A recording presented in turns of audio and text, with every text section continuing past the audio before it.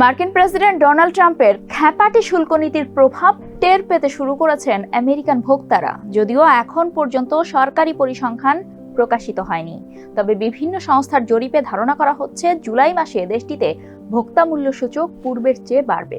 বাস্তবে এখন থেকেই হাত টিপে চলতে শুরু করেছেন মার্কিন নাগরিকরা। জরুরি প্রয়োজন ছাড়া তারা কেনাকাটা করছেন না, এমনকি সুপার শপগুলোতে কমে গেছে স্ন্যাক্স বিক্রিও। চলুন জেনে নেই কি বলছে বিভিন্ন জরিপ আর বিশেষজ্ঞরাই বা কি ভাবছেন। সঙ্গে আছি আমি রুকাইয়া জহির।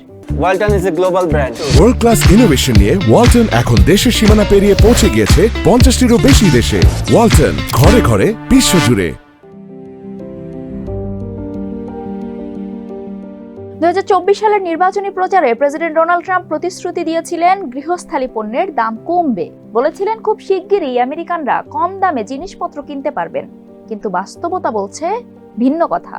নির্বাচনের পরও গৃহস্থালী পণ্যের দাম বাড়তে থাকায় নাগরিকদের কেনাকাটার অভ্যাসে পরিবর্তন দেখা যাচ্ছে। ফলে আবারও অর্থনীতি নিয়ে তৈরি হচ্ছে উদ্বেগ। Associated press NORC centre for public affairs গত সপ্তাহে একটি জরিপ প্রকাশ করেছে। সেখানে দেখা গেছে খাদ্যের দাম নিয়ে যুক্তরাষ্ট্রের অর্ধেকের বেশি মানুষ দুশ্চিন্তায় আছেন। 53% মানুষ বলেছেন তাদের জন্য বড় ধরনের চাপ হচ্ছে গৃহস্থালী পণ্যের দাম, আর 33% বলেছেন এটি মাঝারি ধরনের চাপ। এ নিয়ে দুশ্চিন্তা নেই মাত্র 14%। সাম্প্রতিক সময়ে অন্যান্য জরিপেও দেখা গেছে খাদ্যের উচ্চ মূল্য নিয়ে যুক্তরাষ্ট্রে মানুষের অসন্তোষ বাড়ছে। তবে মানুষ কেবল জরিপে অসন্তোষ প্রকাশেই থেমে নেই, তারা বাজারে কি কিনছেন এবং কিভাবে কিনছেন বড় পরিবর্তন আনছেন সেসব ক্ষেত্রেও। সরবরাহ ব্যবস্থার জটিলতায় 2022 সালে যখন গৃহস্থালী পণ্যের মূল্যস্ফীতি 9.4% পৌঁছেছিল, এখন সেই তুলনায় তা অনেকটাই কম। ভোক্তা মূল্য সূচকের সবশেষ হিসাব অনুযায়ী জুন পর্যন্ত গত এক বছরে গৃহস্থালী পণ্যের দাম বেড়েছে 2.4%।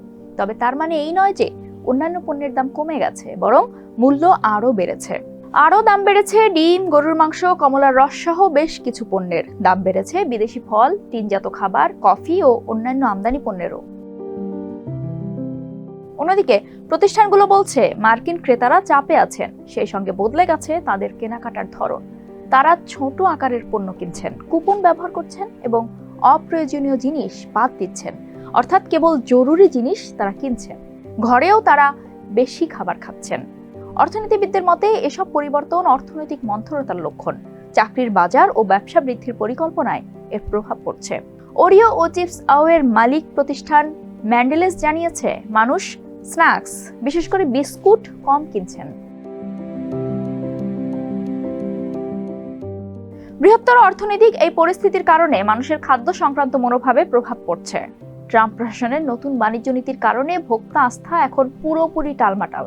কর্মসংস্থান ও ভোক্তা ব্যয়ের সাম্প্রতিক অনুমান বলছে অর্থনীতি পূর্ব ধারণার চেয়ে নাজুক হতে পারে। ট্রাম্পের বাণিজ্য যুদ্ধের কারণে মূল্যস্ফীতি বাড়তে পারে, যদিও তুলনামূলকভাবে এখনো মূল্যস্ফীতি নিয়ন্ত্রণেই আছে, কেননা অনেক প্রতিষ্ঠান বাড়তি খরচ নিজেরাই বহন করছে। সেই সঙ্গে বছরের শুরুতে আমদানি করা মজুদ এখনো শেষ হয়নি।